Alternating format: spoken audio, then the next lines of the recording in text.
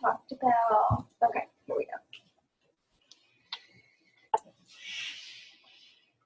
All right. So we talked about primitive times. Let's start with the Egyptians. Okay. So, oops, I went too far. Embalming. No, we talked about this, didn't we? Mm-hmm. Okay. Ancient Egyptians. So research on mummies has revealed the existence of these specific diseases that we still have today, right? We see arthritis. I mean, pretty much everybody over the age of 50 has some sort of arthritis. Kidney stones. On the word kidney, I've got it written up here. Kidney stone, the official meaning of that is nephrolithiasis. Nephro means kidney, and litho means stone. You've got other areas like a cholelithiasis is gallstone. Have you heard of those? Do you know you have otoliths, ear stones, in your inner ear, where your brain kind of picks up, or it's got receptors for balance? You have these stones in your ear, otoliths. They're not like rocks. I mean, they've got living tissue, but anyways, they sit inside this kind of a gel-like substance in your inner ear, and whenever you move your head around, they move according to gravity, and that's how your brain senses which direction you're facing. Isn't that crazy? You have rocks in your head. Right. I think that's really cool. So, okay, and then arteriosclerosis. What word do you hear in arteriosclerosis? Cheerio. Arterio. What does that sound like? Cheerios. Let's just do A-R-T-E-R. Artery. Artery.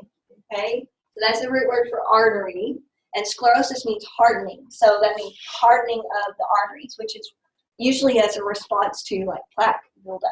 You know, eating lots of greasy food, unhealthy foods, you build up, you get plaque buildup. All right, and then there's some medical practices they have found that they did then that we still do today as well. First one is enemas. Do you know what an enema is? No. Enema is where they, a nurse or physician has to order it usually.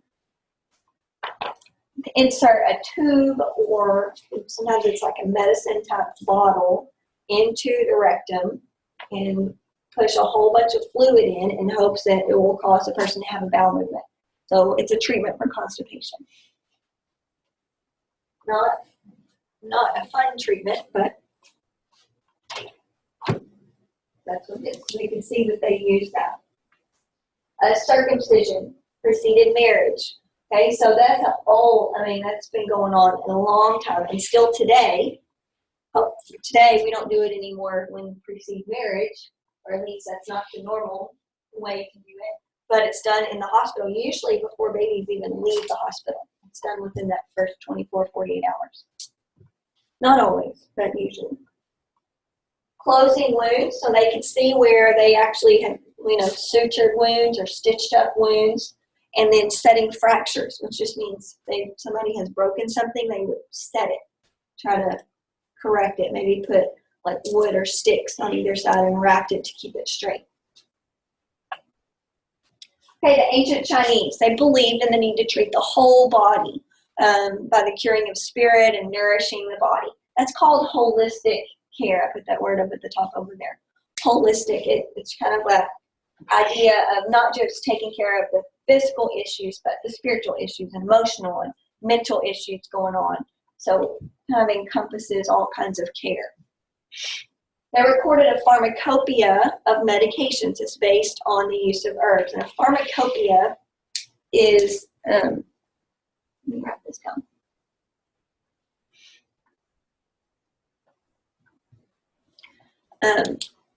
A pharmacopoeia is just a list, basically, of medications that can be used and why you would use them.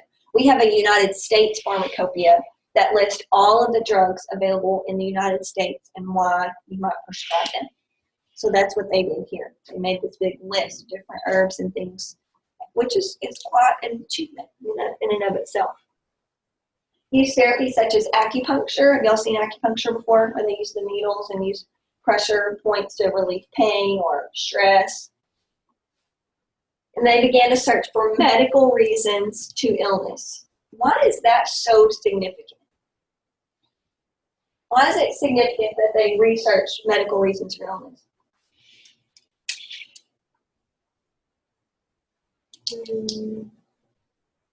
What have they done in the past?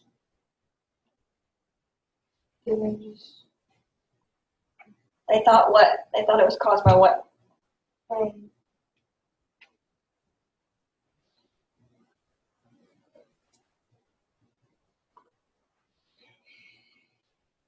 What did they think disease was caused by? Something. Look in your notes. Why? I don't understand why y'all don't have your notes out. Look in your notes. They thought it was caused by gods. Okay, there you go. They thought it was a spiritual issue. So if you act bad, the gods get angry with you and they make you sick. Okay, so here they're beginning to look for a medical reason. They say, okay, this person has the same symptoms as him. There's got to be something else going on, right? Average lifespan, 20 to 30 years, so it starts to go up. It was 20 years. Okay, so now let's move on to the Greeks, because they really made some pretty amazing advances as far as healthcare goes, the Greeks and the Romans. So they're the first to observe the human body and the effects of disease, right? So Hippocrates, which we're going to talk about in a minute, says, hey, I'm going to observe. We've got 10 people here with illnesses. He wrote down symptoms, signs and symptoms from this person, symptoms from this person, symptoms from this person. And he saw that there was a pattern, right? Everybody has the same thing. Well, this can't be a coincidence. There's got to be something else going on. So they're starting to look at, there's something else at hand here. It's not just somebody, they did something bad and, somebody's angry with them and they get a disease.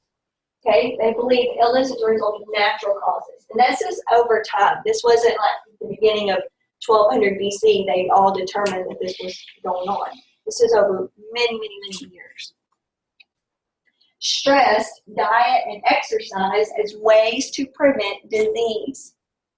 Okay, we know that today, right? We know that if you have a good diet and if you exercise, that really prevents illness. Okay, doesn't prevent all illness, but it does help. Average lifespan, again, is going up because they recognized, hey, there's something else. We can do something about this. Hippocrates says, took careful observation of signs and symptoms. He is the father of medicine. So whenever you hear that word, that father of medicine, it's talking about Hippocrates. He was really the first one to do careful and scientific observations and look at it objectively instead of just thinking, whatever he thought. He wrote down. He did research and looking at what was really causing disease. Right? Wrote a standard of ethics. What are ethics? Morals. Morals, right?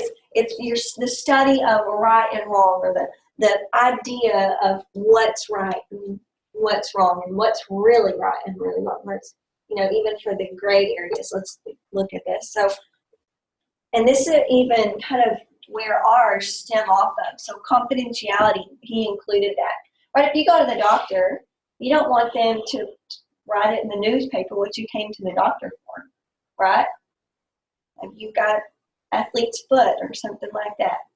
Everybody gets every now and then. So, not everybody, but a lot of people get. But you don't want that shared with the whole world, right? So, confidentiality was in there.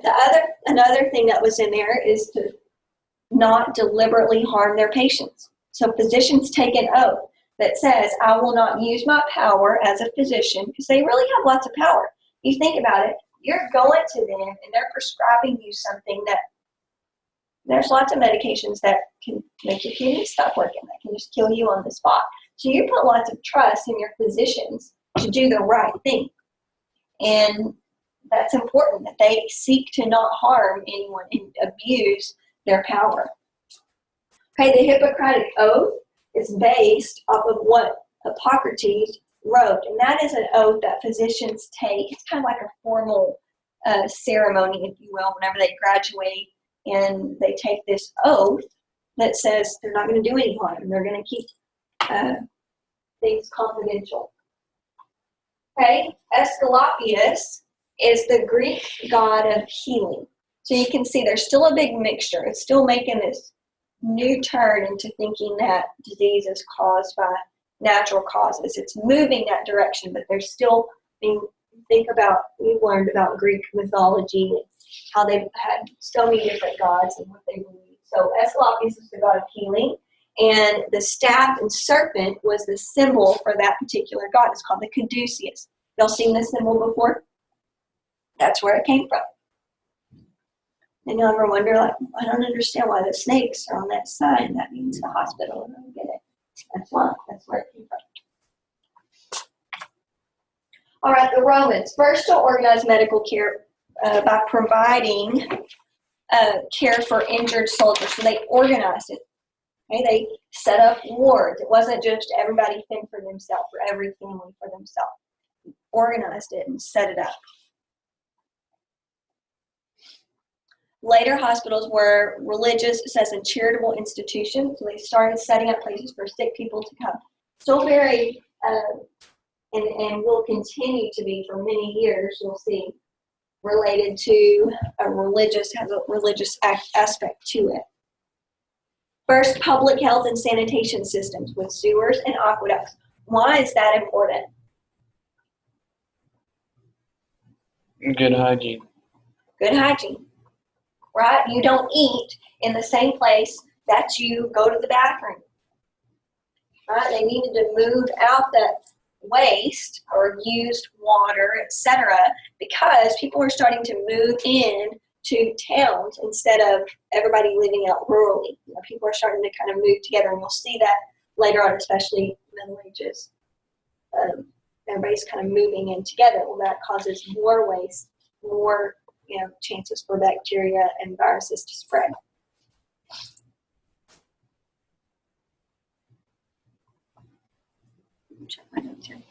Hippocrates established a belief that blood, I need to move this back to the other side, that blood, that the body is regulated by 4 humors. And you hear humors, think of like fluid or liquid, like you have the vitreous humor is what holds your eye.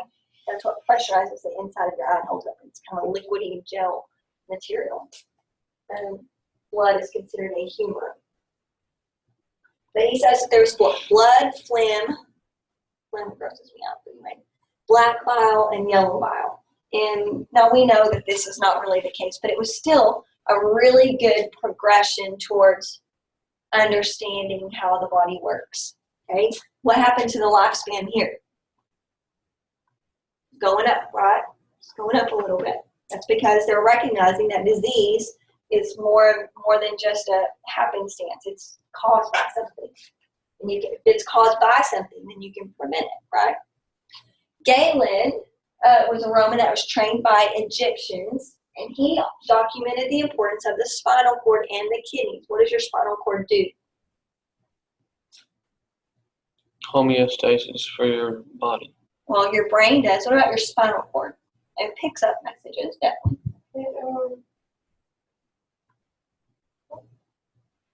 What if somebody gets a spinal cord injury? What happens? You can't move. Can't move, right? So your spine, your spinal cord is a connection from your brain to all the rest of your body. Every muscle, every around your blood vessels, there's nervous cells around your blood vessels. They're all over, right?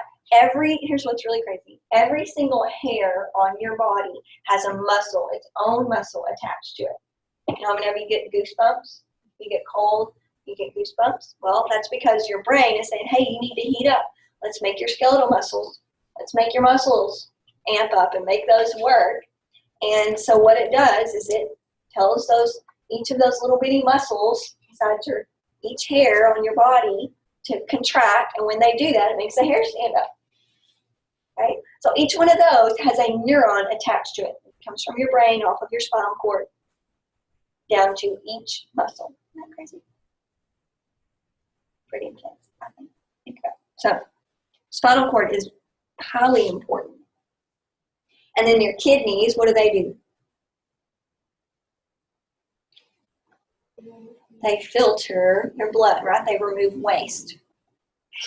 And then he also furthered the research on the humors that were proposed by Hippocrates. All right, so the Dark Ages, notice that it says emphasis was on saving the soul and the study of medicine was prohibited. So they reverted back to the belief that disease was related to how a person acted or related to the fact that God was upset with them or angry with them and so forth. And they prohibited the study of medicine. It was seen as unclean, right? If you open up a dead person to study them, you were not going to be the best guy on the block. I mean, it was seen, that was very taboo. You know what the word taboo means? Forbidden. Do it. Forbidden. Yeah. Okay. So, and the Dark Ages really began with the fall of the Roman Empire. So you can understand then, the Romans had brought in all this scientific research and all this idea of these new ideas about medicine, and they just wanted to kind of squash that out, right? So, so that's part of what you see here. Prayer and divine intervention were used to treat illness and disease. Monks and priests provided kind of custodial care for people that were sick. So they kind of took care of them to an extent. Medications were mainly herbal, and then the average lifespan. What happened to the lifespan? It went down. Why did it go down? Why did it go down? Medicine was prohibited. Yeah, right. Study was prohibited. They went back to thinking the old way that it wasn't caused by something specific. Well, of course it went back down because when you know that it's caused by something, you can prevent it. But when you think it's just by chance, how do you prevent that, right?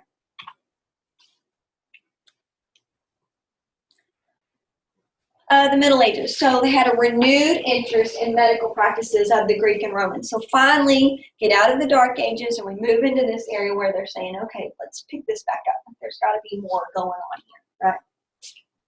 Problem is they have the bubonic plague. Y'all heard of the Black Plague or the bubonic plague before? I think so. I'm sure you have. Every year. So, but look at the numbers. Killed somewhere between 1/3 and 1/2 of the population of all of Europe and Asia. It's pretty intense. You think about a disease coming to the United States and killing 1/3 to 1/2 of the population.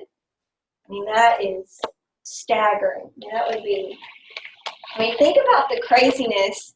I mean, Ebola, I'm specifically talking about in the United States. It was much more rampant in West Africa where it began. West Africa, yeah, it was the West.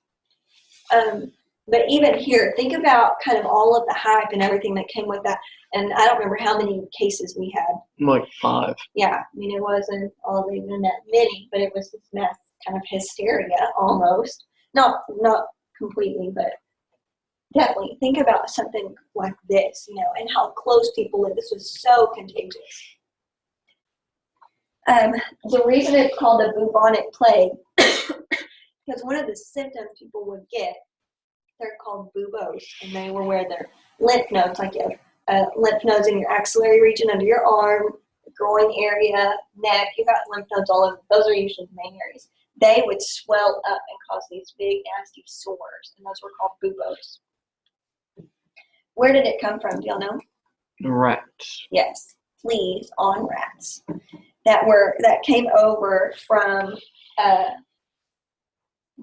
in the Chinese trade, came over on boats. So these rats left the boats that had the fleas on them that were carrying this plague, this disease, this virus, and moved into the cities where those fleas then bit people. And rats got into people's homes. And anyway, pretty intense.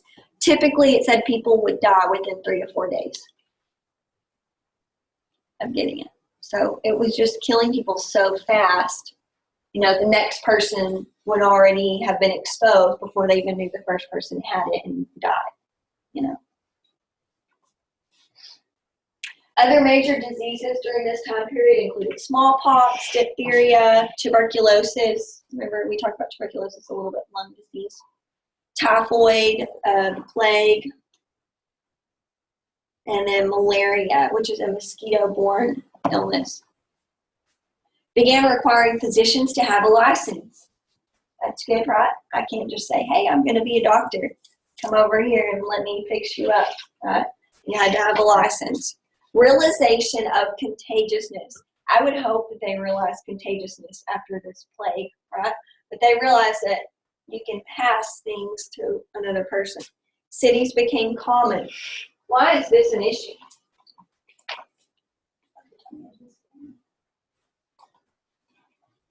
Why is cities becoming common an issue? What did that do to disease? It's not really an issue as much as it Made them spread quicker. right, because everybody's living closer together, right? So that contagiousness is much easier to pass things on.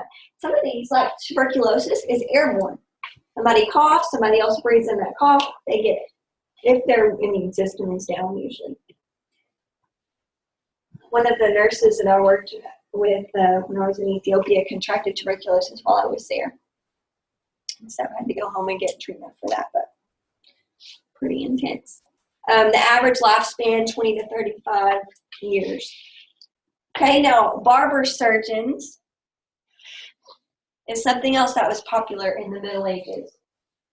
So these literally, it's like what it sounds. The barbers, which do what? What do the barbers do? Cut hair. Cut hair, or also the surgeons.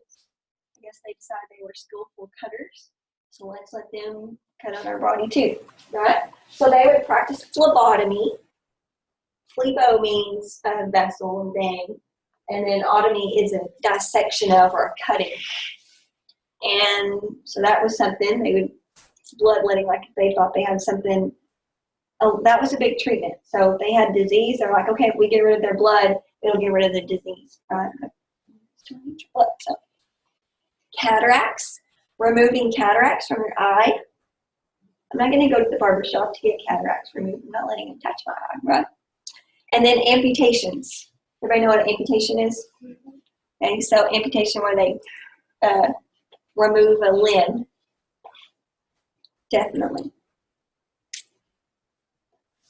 Something else. Oh, the barber, the little spinning wheel that barbers you see a lot of times. This is where that came from. So the red was supposed to represent blood, like bloodletting and their ability to do surgery. Isn't that interesting? That's when they started using that sign. All right, the Renaissance era. So dissection of the body led to increased understanding. They talked about this in the video that we watched, right? Dissection of the body led to increased understanding of anatomy and physiology. How did they start out? What bodies did they get? Dead ones. Right? People who were going to die for some crime or something that they committed. So they go to the jail and pick them out, or they would dig them up and take them or sneak them out of the morgue. Invention of the printing press allowed medical knowledge to be shared. Now you'll know, you guys have all studied, you've had your world history class too. The printing press forever changed everything, right? Because knowledge wasn't just passed down, but people could really learn it from something that was written.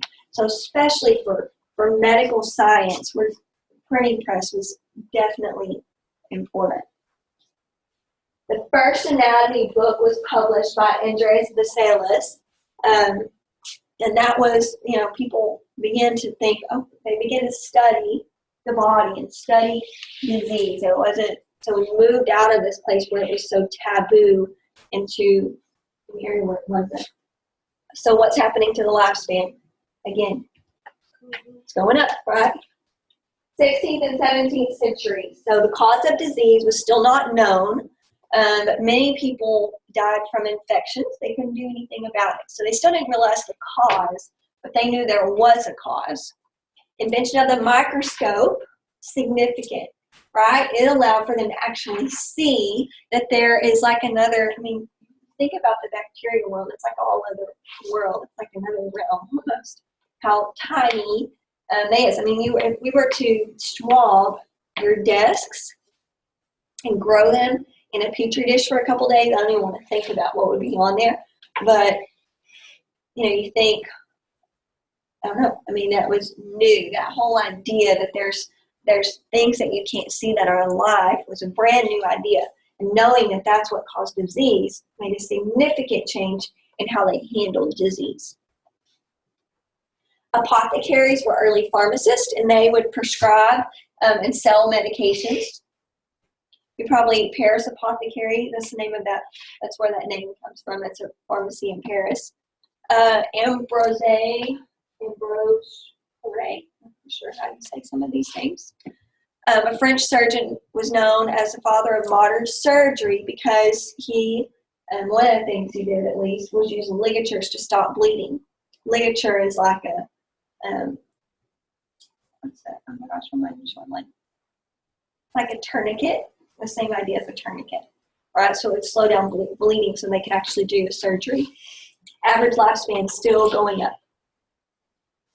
Anton van Leeuwenhoek, I'm going to say that name, invented the microscope lens that allowed the visualization of these microorganisms. He scraped his teeth, and then he observed the bacteria that causes tooth decay. That's how he found it. Kind of gross to think about that, but of course they didn't have toothpaste back then either. Pretty cool. Benjamin Franklin invented bifocals. So glasses where people could read as well as, bifocals, he's showing you in glasses, I guess, what that's talking about. Found that colds can be passed from person to person, so figure out that those are contagious. Leonardo da Vinci drew the anatomy of the body. The Vitruvian Man. Y'all seen that picture of the man that's like, there's like a circle around him and his arms is like in anatomical position. You know what I'm talking about? It's like a famous drawing. And then Robert Hooke built one of the very first reflecting microscopes. And by reflecting microscope, you think about our microscopes, but instead of having a light source, it had a mirror at the bottom. So you reflected, like if I'm using that right here, I would aim that mirror so that these lights hit it, and then it would shine back up through the slide so that I could see it. That's a reflecting microscope. That's what I was talking about. Gabriel Fahrenheit, you can probably guess what he came up with, right? Created the first mercury thermometer. And the average lifespan still going up. That's 18th century. Edward Jenner developed a vaccine for smallpox. How did he do that? It's in the video. The cow disease. Right. He recognized, right, that the maids that were milking cows weren't contracting smallpox. He said, okay, there's got to be something going on. Everybody else is getting smallpox. They got some type of cowpox. They would get spots on their hands and everything. They would be immune to it. Right. So they would get cowpox, and once they got it, their body would be immune to it. And the reason that works is because our body builds what's called antibodies. So when we're exposed to something, our body creates antibodies, and we keep those. It's ready. So the next time we get exposed to it, our body is already ready to fight it off before we ever get sick. Okay, that's how your immunizations work. So you get like a killed virus. Let's say if I get the killed flu virus, I get a flu vaccine. Now there's lots of different strands of the flu, so they don't, like vaccine doesn't always work. It depends on what you get. But that vaccine that I get, okay, if I've got flu type A, we'll just give it a name. I get that vaccine. What happens is I get that, my body fends off that bacteria. It's almost like it creates this puzzle piece that fits over that bacteria to kill it. So then if I come to school and you have flu, type A flu, and you sneeze and cough on me or something, and I breathe that in, right? I get those droplets, I breathe it in, or I touch your desk and then touch my nose, and I'm exposed to that same virus. My body has already created these antibodies that already fit that virus, so it just attacks it right then. It doesn't take 2 or 3 days for my body to start making those antibodies. So that's how it works. So these milkmaids, they had already developed cowpox, and their body had already fought cowpox well, and it just so happened that smallpox was so similar to cowpox that their body also recognized that smallpox as the same thing and would fend it off. So that's how he came up with it. So he gives this kid, right, he's like, what, 8 or something? He gave him smallpox, exposed him to smallpox. He gave him, thank you. He gave him his injection that he had come up with, right? And then he checked it to see if that was the case, and exposed him, specifically exposed him to smallpox, and he didn't get it, and he should have gotten it. So, I don't know, it's kind of crazy to think. I don't think I would volunteer my kid for that, but it's crazy to think about. But smallpox is a pretty, it can be a very fatal disease. And y'all's parents may be too young for this, but a lot of people have where they got their smallpox vaccine. It was like this giant vaccine. They have a scar over here on the arm. It usually looks like about the size of a nickel. And a lot of times you can see it on people, their arm over here, and that was from their smallpox vaccine. We don't get them anymore because it's been eradicated. But Renee Linnet invented the stethoscope. And what does the stethoscope do? Measures your heartbeat. It doesn't measure it, but it allows you to listen to it, right? So it's got an earpiece, and the head of the stethoscope is what you put on your chest, allows you to hear it. The first one, look, was made out of wood. I've used a wood fetoscope before. You put it on a woman's belly and listen. It kind of looks like a trumpet.